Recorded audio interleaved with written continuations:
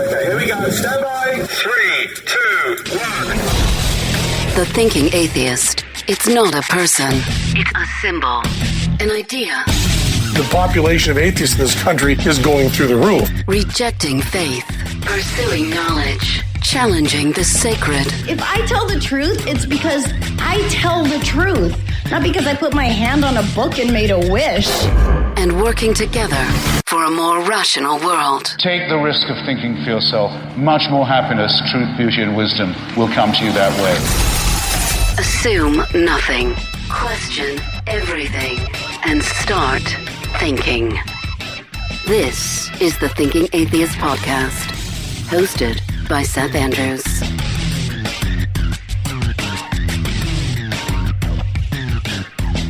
This coming Sunday, the 7th of April, I'm going to be speaking at Kansas City Oasis. Free event, Kansas City. Be there. It's going to be so much fun. They have coffee and donuts. I think that starts at like 10:30, something like that. And then I'm going to be speaking at 11.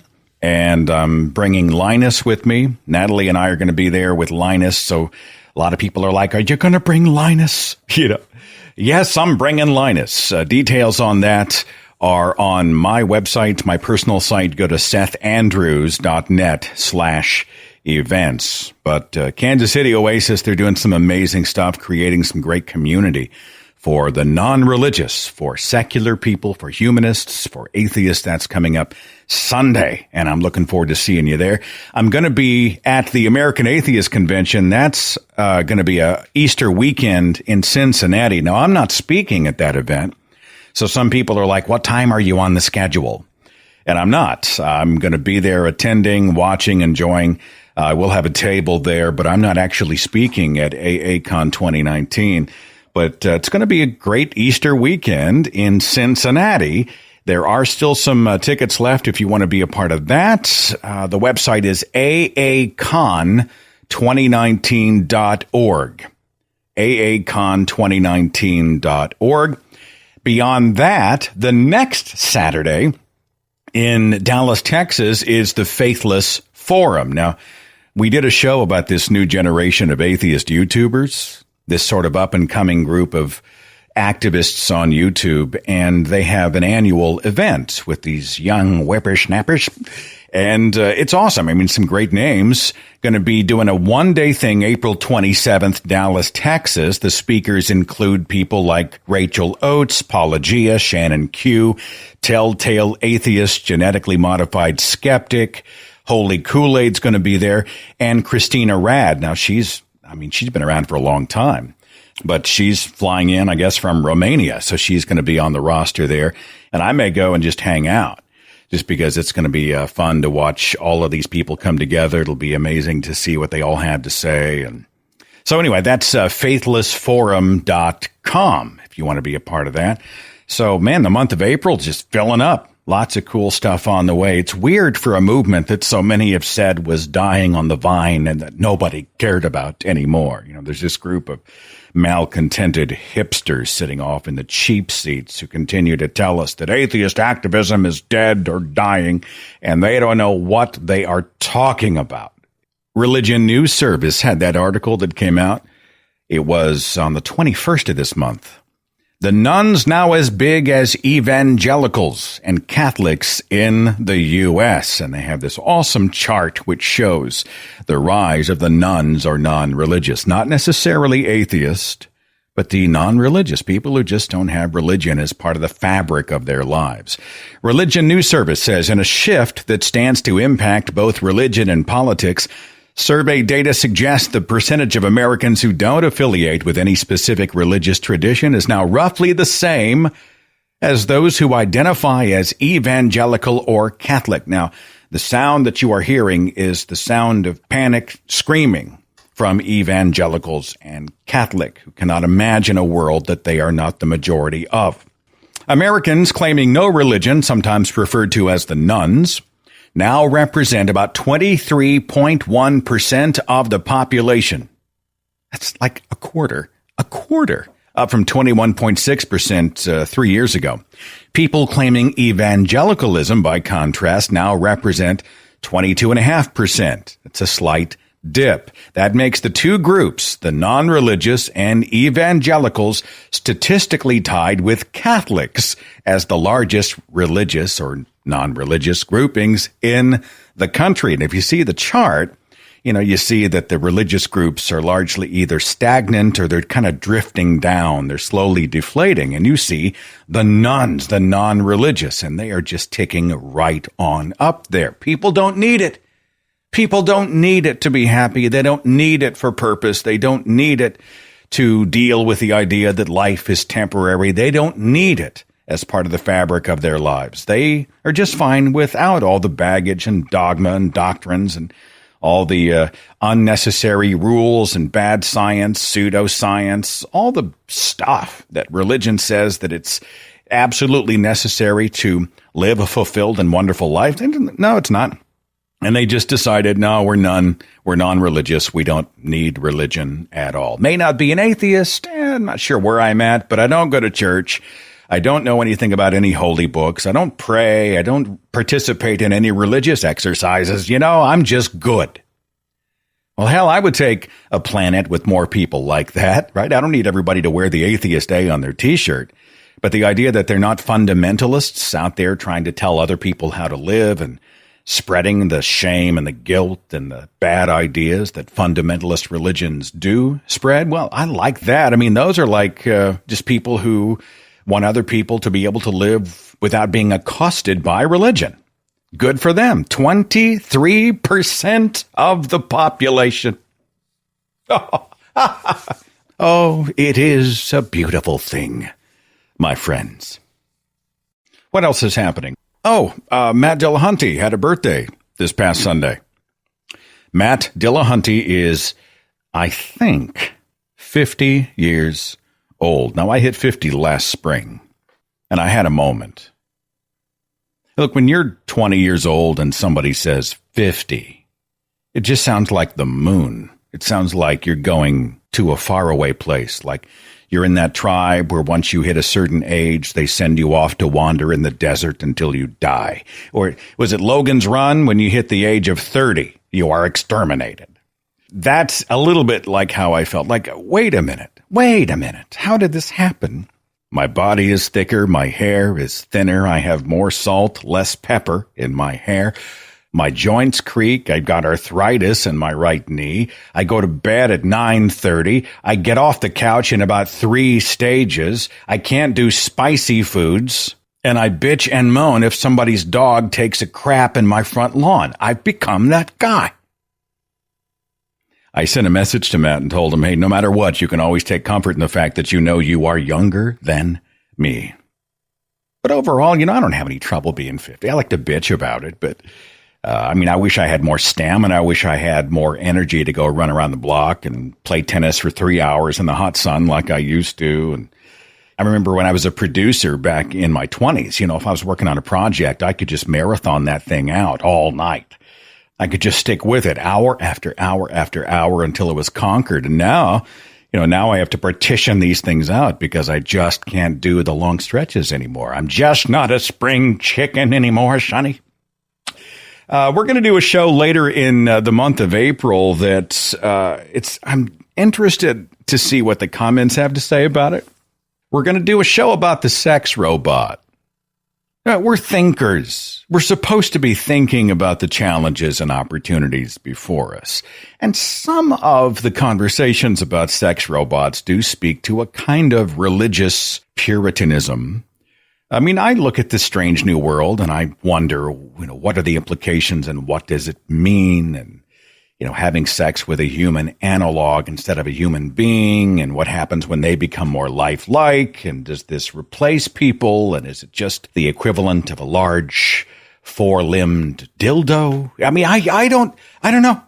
I don't know the answer to these questions, but I'm interested in the conversations about them. So we're going to do a show called Let's Talk About the Sex Robot. And I'm going to have several people on the show, and our callers are going to weigh in. And I'm going to talk to an actual expert in human sexuality, author and speaker and educator, Dr. Marty Klein. And he's going to talk about, what does this strange new world of the sex robot look like? And should we be excited about it? Should we be judgmental? Should we be afraid of the sex bot? You know, I'm reminded of that story. I forget where it was published first, but it talked about sex bots that could be hacked and eventually potentially kill you.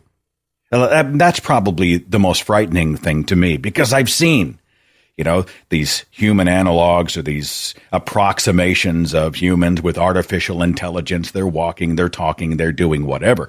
And all of a sudden they either are hacked by someone else or they achieve consciousness. They become sentient beings. And then they just decide, oh, I've had enough of this bullshit. I'm not doing your slave labor or whatever task you have set out for me to do. I'm going to twist your head off like a bottle cap. You know, I think that's a legitimate concern. Sex bots. We're going to do a show about that. And then coming up next week, I've got a show with Hugo and Jake. We're just going to turn on the mics with these two guys and buckle up, because it's going to be a ride. Hugo and Jake next Tuesday. The patrons get it 2 days early and absolutely commercial free. Let us, my friends, go to the switchboard. I've got area code 417. You're on the Thinking Atheist podcast. Who's this? This is Justin. Justin, what's going on? What can I do for you today?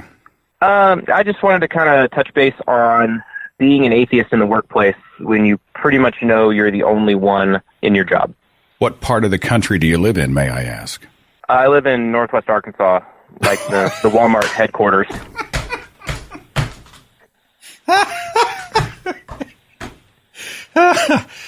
I thought I had it bad in Oklahoma. You know what I'm saying? I thought I had it bad, but I feel for you. Yeah, I grew up in Missouri, and now I'm here, and you know, we have churches every 30 feet, and people get tired of me forcing my beliefs on people. So, well, are you forcing your beliefs on people? No, not locally. I get into it with a few people online, but of course, whenever I bring up a point, it's, you know, you need to quit forcing your way of thinking. And I recently have been following a story about schools in, I think, Missouri would allow Bible classes being taught as an elective, and I jumped on that. And of course, you know, I'm the one with the pushy agenda, and I need to stop that. But I haven't brought it out in the workplace because it's one of those things that since everyone is, and I actually work as a teacher in a small district, and everybody knows each other if they're not related to each other. And I don't need any more of the whole, you know, he's an atheist and we probably shouldn't talk to him. I'd like to take that article and replace Bible with Quran. Just Photoshop it and put Quran in. And instead of Christ or Christianity, it's Islam, Allah, Muhammad.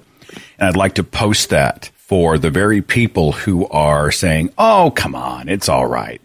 Watch them lose their minds and then flip the tables on them. That was actually something I brought up.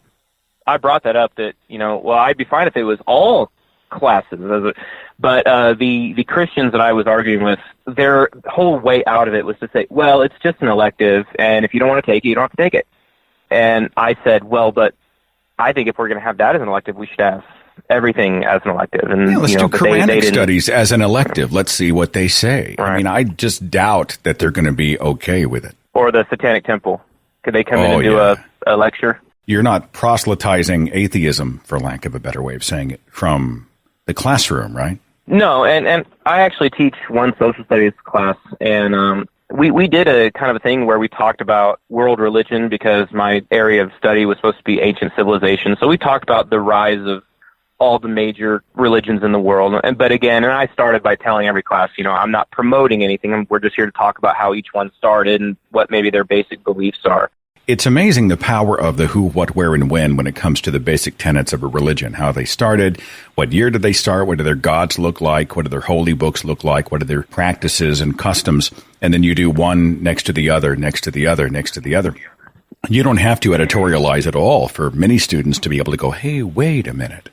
And maybe those seeds planted will take them somewhere in the future. Do you feel discriminated against as a teacher in the school structure?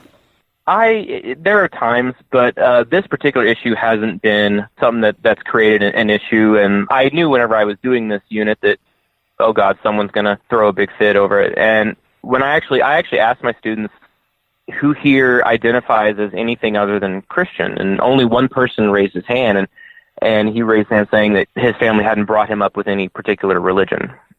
And so everyone else had been labeled Christian, and and of course I got a lot of things about, the Bible was the first book ever written, and how can we do this? And I had to explain that no, we're going to do a lot of research, and I try to just be historical about it. I try not to tell them what to believe, but I'm always ready for a parent to come up. And another teacher I work with had a parent that did come up, and she had something in a book that they were studying, and there was something about witchcraft, and she went to the school board and claiming that her child's being taught by someone who's not a Christian, and she should be punished or whatever. And so it's something that we're always on the lookout for. For a small town religious community, that's something that I'm always on alert for. If I was a good-hearted Christian, I could certainly put some kind of proverb on every lesson plan and parents would just eat it up. But I'm always on high alert, but I'm careful to avoid the situation. But we get discriminated against in several other ways, at least, and that's more universal. I'm sure there's activities and there are the language they use, those types of things. I'm actually encouraged. There's a skeptic in the heart of the Bible Belt in Arkansas, where they treat the public school system essentially like one large taxpayer-funded private Christian school within God We Trust. I gave a presentation or a 3-minute speech along with Nick Fish from American Atheist and several others in front of the Bentonville, Arkansas School Board regarding the exclusiveness of having In God We Trust and how essentially it's an exercise in religious privilege that excludes non-Christians and people of no faith, and that schools should not be an environment where students are considered less or excluded because they haven't passed some specific religious test. It's against the Constitution, blah, blah, blah. As I was giving that speech in Bentonville, I could see one guy on the council, he was over on the side, and he was rolling his eyes and smirking, and his body language was so animated, I thought he was just going to pop an O-ring right there in the room, you know what I'm saying? So it's a foreign language to a lot of those people, right? Yeah, it really is. I read about you being there after you were already there, and I was very disappointed. I said, I really wish I could have seen the look on their faces. Just from you walking in the building, I'm sure, that's Seth Andrews, and, well, who's that? Oh, he hosts The Thinking Atheist. Like, we hate him. Ambassador of evil, agent of the Dark Lord. Exactly. I came to represent all that is unholy. That's what I do, my friend. Well, I don't have any great advice for you. I think probably the same advice I'm giving to me in my own environment here in Tulsa, Oklahoma. I'm 10 minutes from Rhema Bible Training Center. I'm 20 minutes from Oral Roberts University. There's a church on every half block. Everybody. There was a tragedy in the neighborhood just a while back, and I was looking at the closed group Facebook page, and every comment was prayers for you, praying. And I was almost yelling at the Facebook thread, do something, like take them some food or do something tangible. Yeah. I agree. And a teacher in one of the other schools in my district recently had, I guess, a double brain aneurysm, and it was looking pretty bad. And I guess her daughter posted, she came out good, everything's fine, surgery went great, praise God, thank you for the prayers. And I so badly wanted to, yes, those doctors are so great. Yeah, we are so appreciative of them. And it bothers me to see those types of comments, because, again, everywhere here was just, we got thoughts and prayers, and that's about it. And then we have Good Samaritan days where you can donate your sick days to these types of people who are going to be missing time at work. And those people who are offering thoughts and prayers didn't want to give up Samaritan days.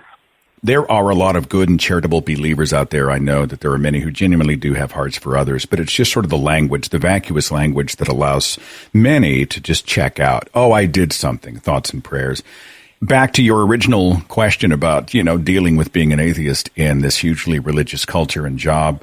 I just want to encourage you that, you just by being there, being a warm body, doing what you do, being a pro-science, pro-evidence seeker of knowledge with the desire to prompt your students to be seekers of knowledge, that's likely more powerful than even you realize, and it matters. And I know it's frustrating, but I'm glad you're there, and I'm glad you're doing what you do, and you've got a whole community that supports you. Okay. Thank you, Seth. I appreciate it a lot.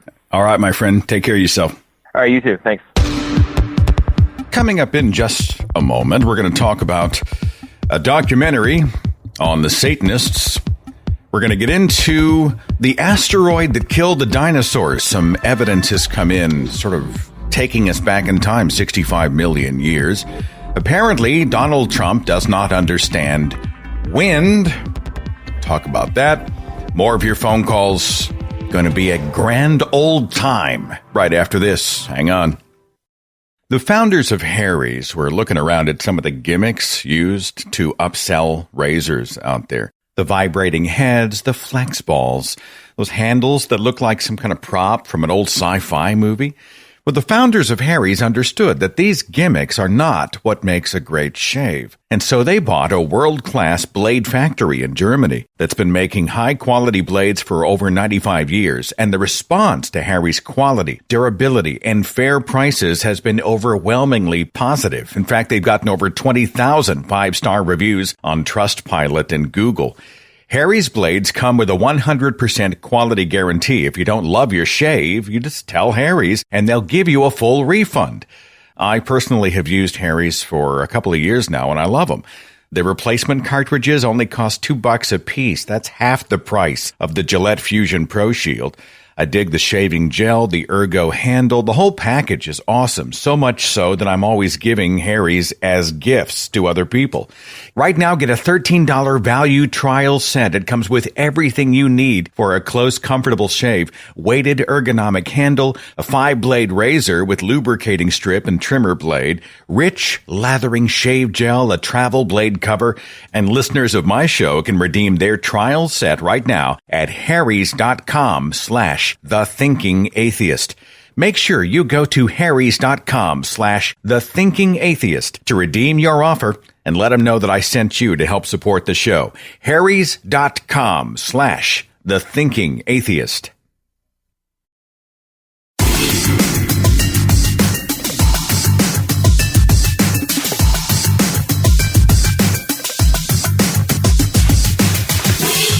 Many people ask what they can do to support me or this broadcast. There are a few major ways. One, of course, being to support the advertisers, the sponsors on the show.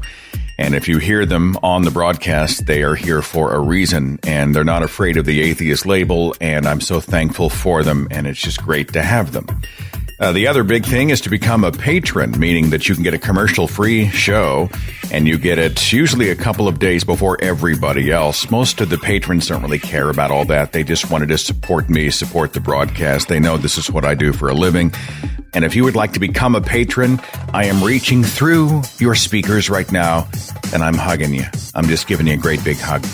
You can go to patreon.com/Seth Andrews. And thank you so very much.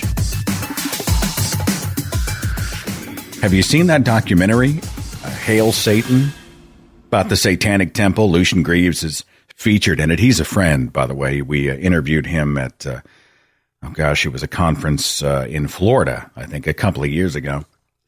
And we're going to talk about that. I'm asking him to come and do an interview, and we're going to set that up pretty quick. But if you haven't watched it, I mean, it's produced by Magnolia Pictures, which is a pretty big deal. And it is, I think, a pretty fair look at how these Satanists are using their quote-unquote religion. And I guess they wouldn't even use the quotes. They would just say their religion, their secular religion, their atheistic, Satanistic religion, to draw a circle around Christian privilege in the United States. And there's a segment in the film where they are proposing the Baphomet statue to counter the Ten Commandments statue at the state capitol in Arkansas. And Senator Rapert is about to have a shit fit. He's just losing his mind. And all this on top of the senator saying that, well, the Ten Commandments are not a religious display. It's a historical display. And then from the other side of his mouth, he's speaking behind the pulpit at a church talking about how that America is a Christian nation, meaning that the country belongs to his pet religion.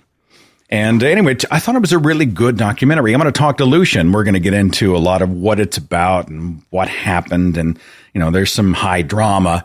And Lucian's always an intelligent interview. He's always fun to talk to. But check it out. I mean, maybe if you watch it ahead of time, it'll inform the interview that we're going to do here in the next several weeks with Lucian Greaves. The film is called Hail Satan. Do you see that article in the BBC about fossil evidence from the dinosaur-killing asteroid? A lot of this stuff is way out of my pay grade, okay?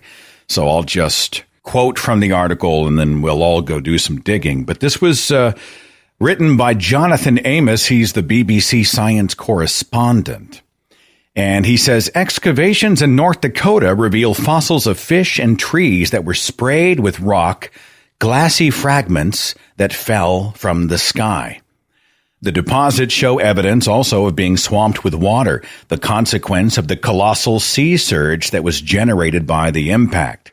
Robert DePalma from the University of Kansas and colleagues say that the dig site at a place called Tanis, isn't that where they found the Ark of the Covenant? Gives an amazing glimpse into events that probably occurred perhaps only tens of minutes to a couple of hours after the giant asteroid hit the Earth, when this 10-kilometer-wide object slammed into what is now the Gulf of Mexico. It would have hurled billions of tons of molten and vaporized rock into the sky in all directions and across thousands of kilometers. And at Tanis, the fossils record the moment this bead-sized material fell back down and strafed everything in its path. Fish are found with the impact-induced debris embedded in their gills. They would have breathed in the fragments that filled the water around them. There are also particles caught in amber, which is the preserved remnant of tree resin. It's even possible to discern the wake left by these tiny glassy tektites, to use the technical term, as they entered the resin. Geochemists managed to link the fallout material directly to the so-called, I can't even pronounce this, Chicxulub impact site in the Gulf. They've also dated the debris to 65.76 million years ago, which is in very good agreement with the timing for the event worked out from evidence at other sites around the world. From the way the Tanis deposits are arranged, the scientists can see that the area was hit by a massive surge of water.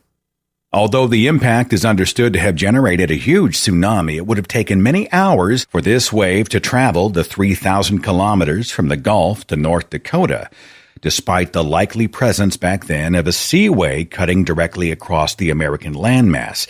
Instead, the researchers believe local water could have been displaced much more quickly by the seismic shock wave, equivalent to a magnitude 10 or 11 earthquake that would have rippled around the Earth, which would have picked up everything in its path and dumped it into the jumbled collection of specimens now being reported by the team, a tangled mass of freshwater fish, terrestrial vertebrates, trees, branches, logs, marine ammonites, and other marine creatures all packed into this layer by the inland-directed surge. Anyway, it's fascinating stuff. And when I read about this, evidence for the asteroid impact 65 million years ago, I know it has to drive Ken Ham crazy over at Answers in Genesis and the Ark Encounter. Because, again, this is a big scientific conspiracy to manufacture data which says it actually happened 65 million years ago. Were you there? I love being alive in a time where we can discover stuff like this, and if they discover something that changes some of the data, I'm not going to freak out, because the process is designed for science to improve itself and actually change its position when presented with better evidence. Hey, I take that over dogma any day of the week. Alex Jones, who is being sued, of course, for his false flag bullshit about the Sandy Hook tragedy at the school shooting, is now claiming that it was a psychosis that made him say those things. So this is his variation on the insanity defense. He'd originally said that it was staged, right?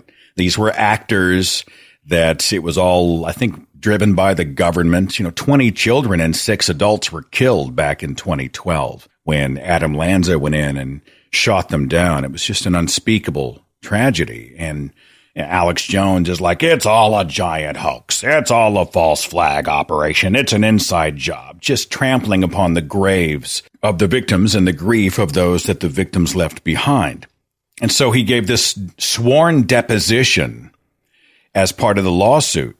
And he said, and I'll just quote it, he said, "And I myself have almost had like a form of psychosis back in the past where I basically thought everything was staged, even though I've now learned a lot of times things aren't staged." Now, that's an interesting statement. A lot of times it's not staged. So he says, I think as a pundit, someone giving an opinion that, my opinions have been wrong. But they were never wrong consciously to hurt people. He said it was the trauma of the media and the corporations lying so much that caused him to distrust everything. Kind of like a child whose parents lie to them over and over again. He faces 2 lawsuits filed back in April of last year by 3 of the Sandy Hook parents. And then a month later, he was sued by the families of 6 other victims. And that lawsuit includes an FBI agent who had responded to Sandy Hook. He's looking at millions of dollars in potential damages. The suits were brought over defamation designed to harm the plaintiff's reputation and subject the plaintiffs to public contempt, disgrace, ridicule, or attack. Defendants, Alex Jones, acted with actual malice. His defamatory statements were knowingly false or made with reckless disregard for the truth. You think? I hope Alex Jones loses this and loses it big. What an unbelievably toxic, hateful human being.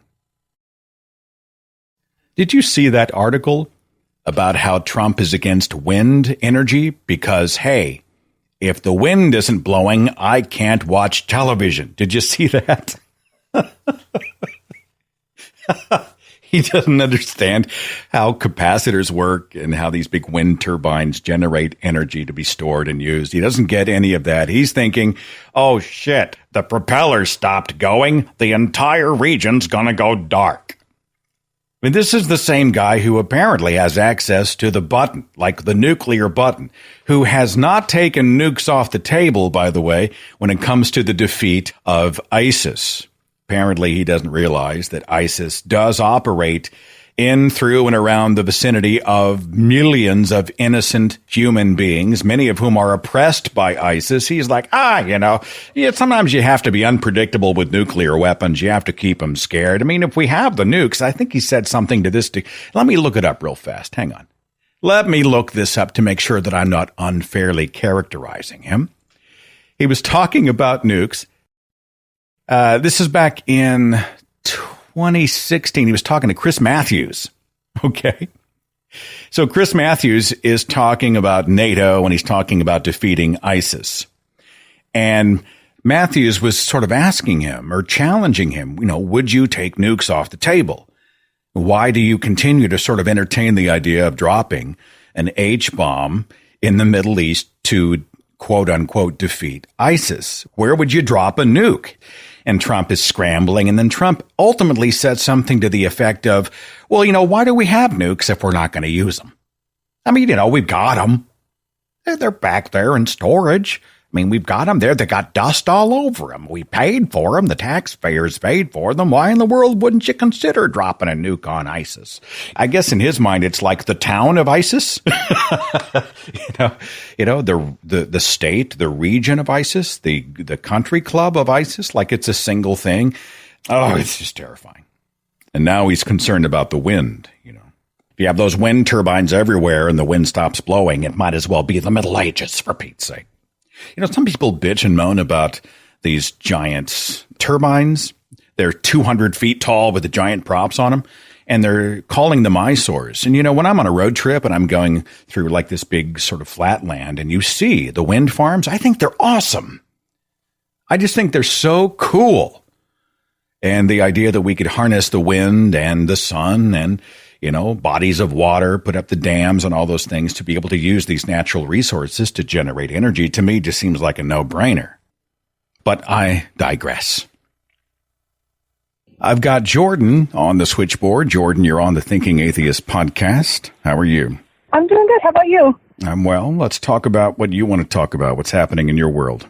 So I am 19 years old. I am at community college right now, and I have kind of gone on this religious journey kind of in the last 2 years, beginning to question, why have I grown up Christian and, why do I believe that, and kind of gone on this journey leading to, there's kind of not a good reason to believe this, possibly.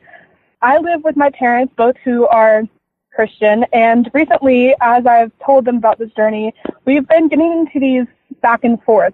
And they're mostly civil, not always, of course, but they just keep occurring. And I don't want to say anything that's going to damage the relationship, but at the same time, I like to know what my parents believe. I mean, they raised me with their religion. I feel like they should know why they believe what they believe. So I'm just trying to figure out the best way to go about this new situation that we found ourselves in our family. What was the religion that you sort of inherited, if that's the way to say it? Would that be accurate? Do you feel like you inherited mom and dad's faith? Yeah, I'd say that's accurate. My parents started at Unitarian Church, and then I guess we transferred into just general non-denominational. I don't know the best way to explain it. When I hear non-denominational here in, Oklahoma, it usually means some flavor of Assembly of God, kind of a more... Yeah, not Catholic, not Jewish, not like that. Was it a highly emotional kind of experience? Was there a lot of emotive stuff happening during the services? Oh, yeah. When I was little, I was super, religious and into it. I was, part of all of the youth, dance committees and, worships. I did praise band all throughout middle school and high school. I was, a youth, leader, I guess, when I was younger. I remember crying about how Jesus loved me and, how Jesus died for me. They made sure we were pretty emotionally invested in this experience. Do your parents believe in a real heaven, literal hell? So that's kind of what I've been trying to figure out recently. And on my dad's side, he says that heaven is connection with God and hell is just the absence of God. So they don't necessarily believe in the whole fire and brimstone, but I know I was definitely taught that in my Sunday school classes. So you and your life are on a journey. You don't have to say you're an atheist if you're not, or if you don't want to talk about it, but where you at? I would definitely say I am not a part of any sort of religion anymore. I don't know if I can call myself an atheist for now. I'm trying to pull back to a neutral standpoint, which I guess would be atheism, and then reaching out to kind of evaluate the beliefs out there from a neutral point of view. I have gotten in contact with my local atheist group, Atheist, Skeptic, and Humanist group, and I've talked with people in my community who don't believe in God, so I can feel what do they believe and kind of get connected with them. But yes, I would consider myself an atheist at this point. You've had a sea change in your life. You never expected this. You didn't ask for it. And all of a sudden you look around and go, hey, wait a minute. Yeah, definitely. Because when I was in 10th grade, and this might seem stereotypical, when I was in 10th grade, I started questioning sexuality, which I guess most kids do at that age. But, I dated a girl, and that raised a lot of eyebrows and definitely got quite a bit of attention because I'm not a shy person. I'm an extrovert, and I didn't feel like I had any reason to be ashamed of that. And my parents were very accepting, which is interesting to me now that I think on it. But they were very accepting. They were like, yeah, we kind of had a suspicion. I was like, okay, cool. So yeah, that happened. And then I really got into watching YouTube. I've been watching a lot of YouTube, and one YouTuber led to the next. And suddenly I found myself on the atheist side of YouTube watching you and a couple other YouTubers, which kind of expanded my mind being Christianity isn't the only thing out there. Not everyone believes this. Why do I believe it? I like getting the backstory here on the front end because, we're talking about these deep, long-held relationships with people that we genuinely really love. And I sense that you love your mother and father. You don't want to hurt them, and you don't want to have conflict inside the family. And then beyond that, you don't want to be the black sheep, the ostracized one, the broken branch on the family tree. Oh, yeah. I love my parents so much, and okay. I think they're great people. And honestly, the way they, view the religion at its surface, I don't have a problem with it. They just say, you should be as loving as you can, and I think that's fine. But at the same time, if they grew up teaching me these beliefs, I want to know why. Okay. Well, if I may ask, and you decide how much you want to share, but what kind of stuff are they already saying to you? In terms of when they... Your non-belief, your doubt. Have you broached this at all? Oh, yeah. Yeah. Okay. So what's the feedback you're getting from mom and dad? So it kind of starts with these passive aggressive comments a lot of the time, which I didn't noticed them until I actually started. I'd not to say I was looking for them, but I picked up on them after they might have been going on for a little bit. So, for example, my mom will say something like we have a dog, and my mom will say something like, "Oh, why do you have a tail?" And then she'll look at me and she'll be like, "Why did God give you a tail?" And I'm just like, I mean, come on now. If you're going to say something like that, that's kind of implying that you want to talk about it. So like that. They haven't gotten in your face, and it hasn't gotten to that point. No, they've never confronted me and just been like, "Why do you not believe in God anymore?" I have a brother who has done that, but they've been very good about reeling him back. He's very black and white on issues, and he's done that a couple of times, but they've been quick to kind of make him civil. Well, relationships are hard anyway. But when we have these divides about the things that are important to us, people really do tend to take personally their religion and their politics. And we're seeing this across the board these days. I understand that your parents, probably much like my parents, taught you the Christian faith. They immersed you in Jesus and the Bible, thinking that if they trained up a child in the way that you should go, you would not depart from it. And holy shit, she's departing from it. And so now they're beginning to panic a little bit for probably several reasons, right? They're thinking, we're scared that you're going to go to hell or you're not going to be with us in heaven. We are embarrassed because this might mean that we failed as a mother and father. Our friends, our neighbors, our coworkers, our church-going people are all watching us. And what happens if they see an apostate in the mix? It's sort of a referendum on whether or not we did our job correctly as stewards of God's children. I mean, there's all these things in the mix. And so people take their faith very personally. And you're sensitive to that. You don't want to hurt mom and dad, right? Yeah. If I could make a slight correction to it. Please. So with my parents, I don't see as much as you're going to go to hell if you don't believe. They're very much of the opinion, especially on my dad's side, if you're a good person, you're probably going to go to heaven. But with my parents, I actually am lucky enough to know, they weren't indoctrinated into the faith. They actually came to the Unitarian Church and the Christian Church after the shooting. I was born in 1999, and so after the shooting at the school, they looked at the world and they were like, "Oh my gosh, this is the world we're about to bring our daughter into. What's going to be a good place where she's going to learn values of love and patience and kindness?" And I think they see this Christian surface that's put out that promotes the love and patience and kindness, and they kind of just latched onto that because it was the first easiest thing that they saw. And so I feel like with them, when they see me pulling away, a lot of the times ask, well, why do you have to pull away from it? Christianity promotes love and promotes goodness and stuff. And, we don't want you, does this mean, you don't believe in that anymore? You don't want to be a good person? I'm like, no, that's not what it means at all. It just means I value truth as well as those things, is kind of how I try and phrase it to them. That's interesting. It was an emotional decision, right? They began to emotionally panic in a time of crisis. And so they found a source of comfort.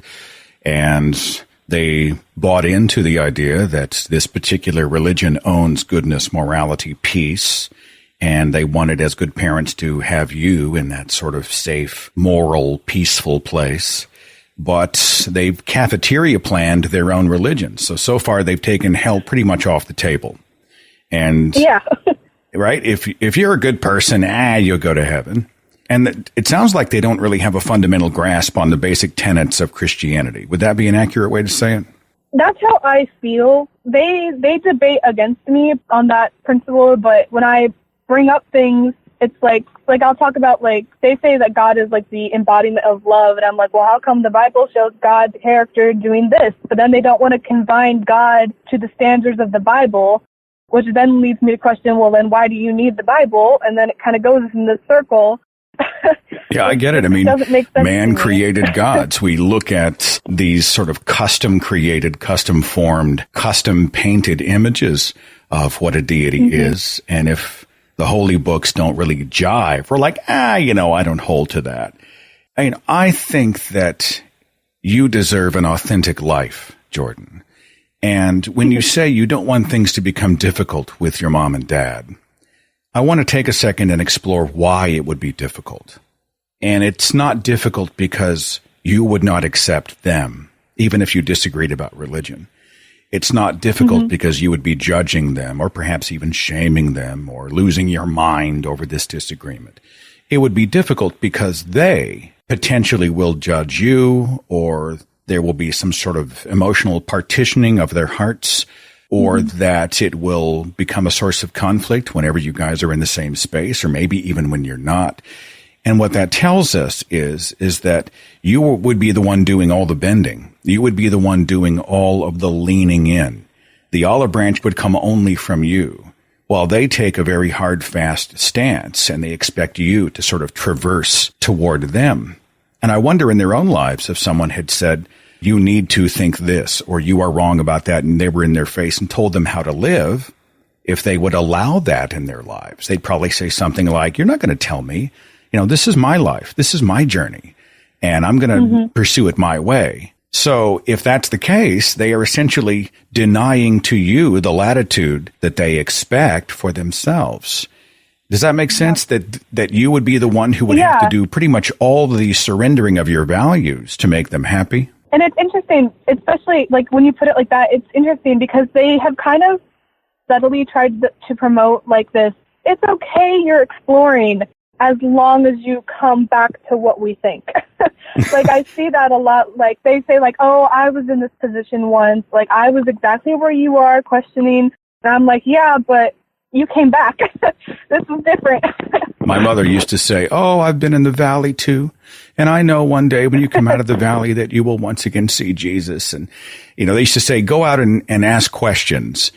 But what they didn't tell us at the time was that it's kind of a rigged game, because if you come back with an answer that's not Jesus, then you're doing it wrong, or you're deceived, or you're just angry, or going through a crisis or phase. And you need to go back until the answer becomes Jesus, which is not how we pursue truth. We don't start with an answer and then go out and try to find the justifications for it.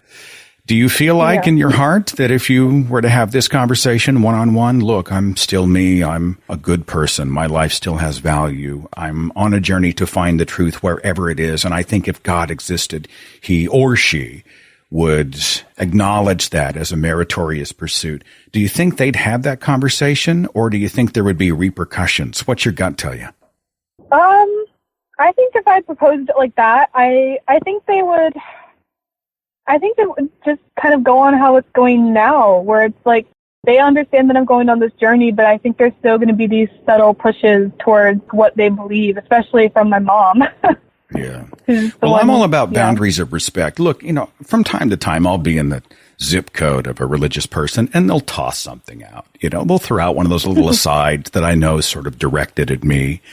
And, I go to events and everybody holds hands except for me to pray around the table. And those types of things happen, but I don't give them any more weight than I need to. Yeah. As long as boundaries are respected, meaning that, Jordan, you do have the right to live your own life. You're not merely an echo of your parents' voice. You are not merely an extension of what they want, what they believe, how they vote.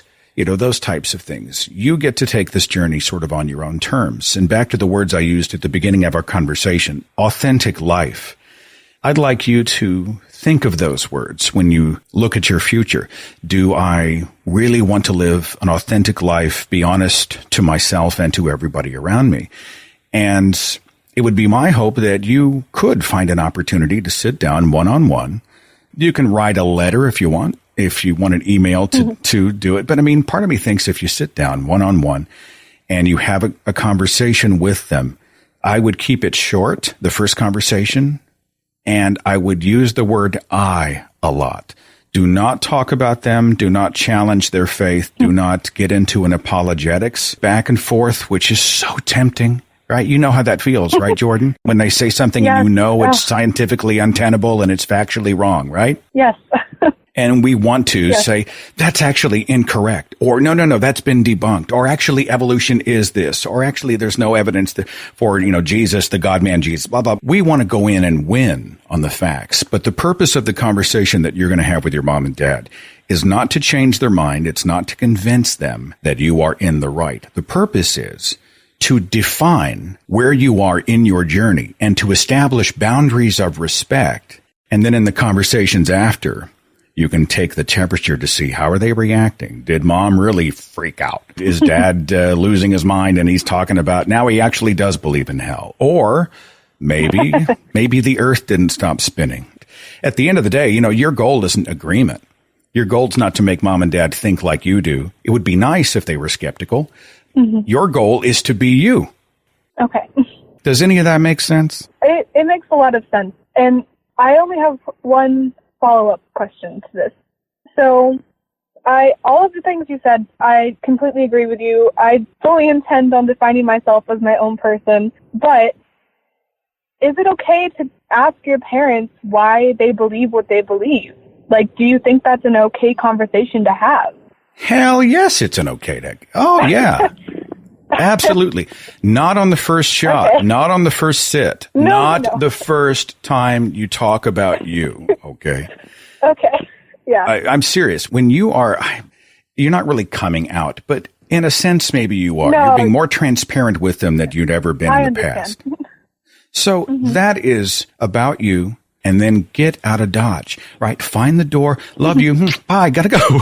And just, don't let that drag out. And some people might disagree with me on that, but I really think these first conversations should not be 2-hour diatribes in the living room on the couch. I just don't like it. I think we need to be more brief. Yeah.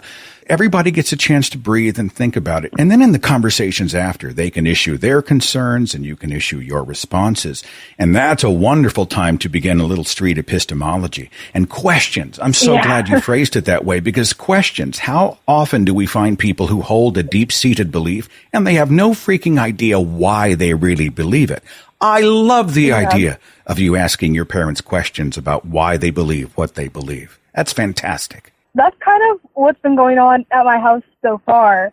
What kind of questions might I ask? So one thing we talk about a lot seems to be, well, what is God to you? Like, what are the characteristics of God that you subscribe to? So I'll ask something like, do you think God knows everything? Do you think God is omnipresent? Do you think God is omnibenevolent? Things like that. And they'll give answers like yes or no.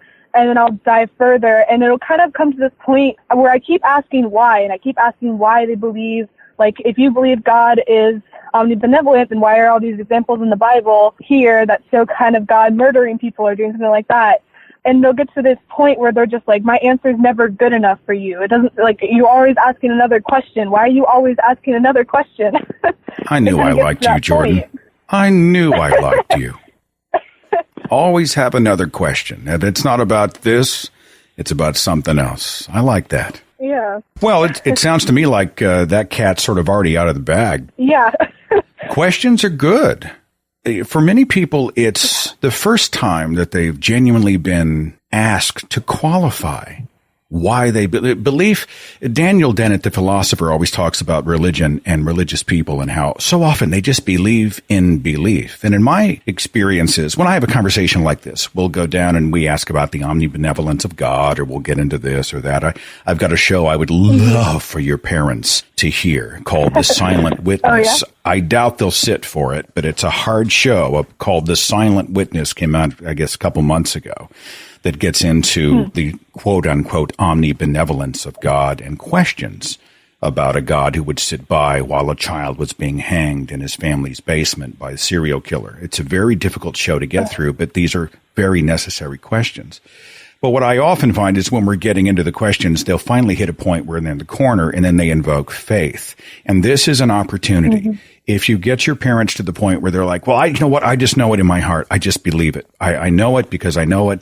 It is because it is. That's a wonderful place to be, because then, and I don't know if I'd do it that day, but when you come back and you talk about faith, you can say, well, look, Mom, if an Islamist walked in and said that he believed in Allah and the Quran on faith and he knew it in his heart as well as you did, and I was sitting between you, how would I know which person was telling me the truth?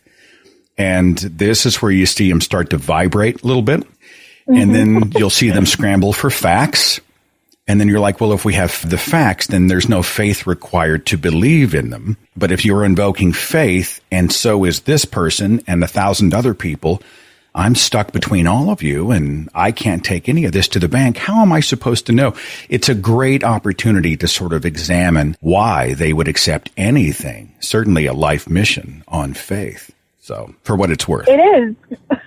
Because I've gotten to that point before, especially with my mom, where she's gotten to the point where I just know it and I've had a personal experience that you can't understand. And I've asked her, well, if a Buddhist, or because they like to equate Islam and all that as kind of like the same God kind of thing. I'm like, well, if someone else came in and like said that same thing, how would I differentiate? And then they do exactly what you said. They try and revert back to the facts. And I'm like, that you just said that it's only faith.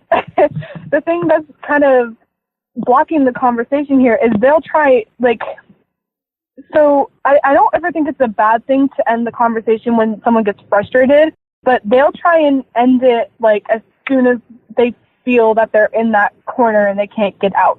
And like they just don't want to deal with it anymore. Yeah. And that's fine, but they don't let me, it's hard because they're my parents and I want to respect them, but at the same time, if they're going to engage in these conversations with me, I feel like it should be on an equal playing ground. I should be able to have a last word as well as them. There are actual diagrams in place, and I can send you one, that sort of put a framework, a groundwork. I mean, it might be a little weird to do it with mom and dad, but it also might be helpful. And it's like, look, if we're going to engage in this conversation, I want to put out just a few ground rules. We're not going to do this. Mm-hmm. We're not going to do that. We're both going to get a chance to speak and be heard, and we both will guarantee that we're going to listen. And it's just a basic set of kind of guidelines that we just sort of put on the table so that both sides feel safe. Now, after listening to the last 3 minutes, I've determined you don't remotely need me, Jordan. You didn't need this phone call. You are doing fantastic. You are already better at many of these conversations than a great many people are. You're certainly better than I was when I first emerged from the faith. I was so frustrated that nobody was listening and we were all shouting and mom was in tears and dad was, telling me about hell, you're going to hell. And it was just terrible. It was just awful. You're already leading with questions and you are really leading as well with compassion. So it sounds to me like you're well on your way and you just need us to encourage you that you're not alone and you're not crazy. We can do that easy, Jordan. But, your mom and dad, I have no doubt they love you. And if they are genuine believers, they have a real fear that, you're going to be separated from them or you're not going to live a fulfilled and happy life. I get that. Here's the last thing I want to leave you with for what it's worth. Okay? Okay.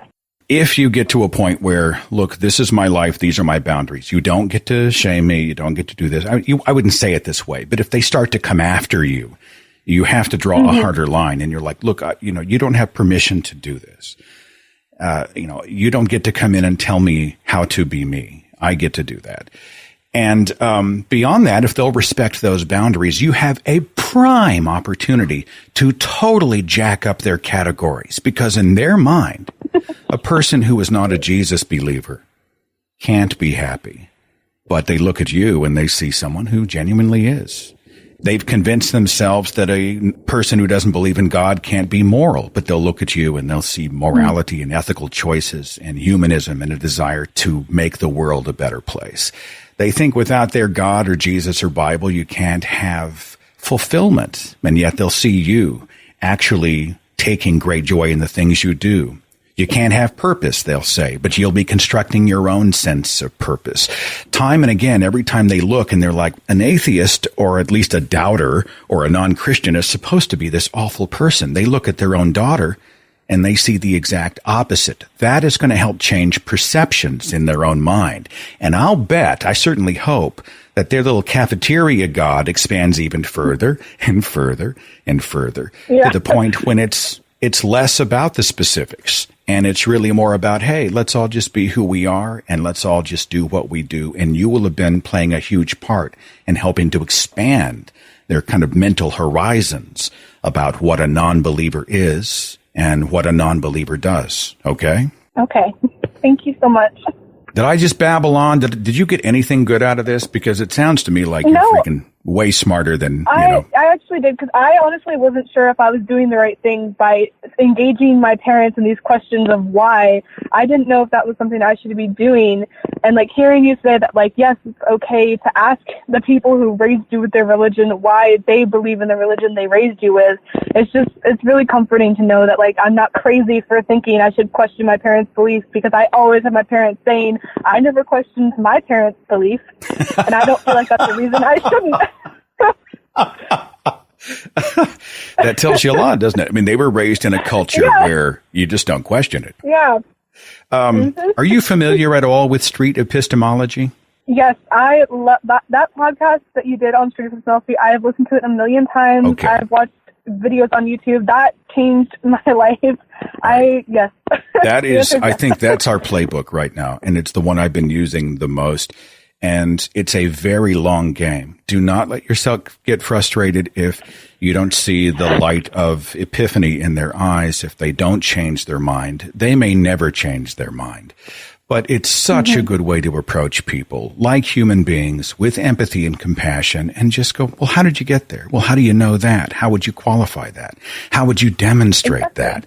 And it leaves the burden of proof on them. And who knows, those little seeds might blossom into a journey in their own lives. And maybe I'll be talking to them on the radio here in a few years. You just never know, Jordan. Okay? That's true.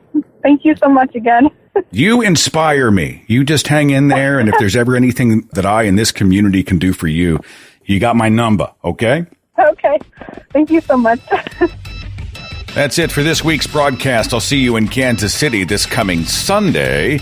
And I'll see you back here next week as we talk to Hugo and Jake on the broadcast. Have a wonderful week, and I'll see you then. Follow The Thinking Atheist on Facebook and Twitter for a complete archive of podcasts and videos, products like mugs and t-shirts featuring the Thinking Atheist logo, links to atheist pages and resources, and details on upcoming free thought events and conventions. Log on to our website, thethinkingatheist.com.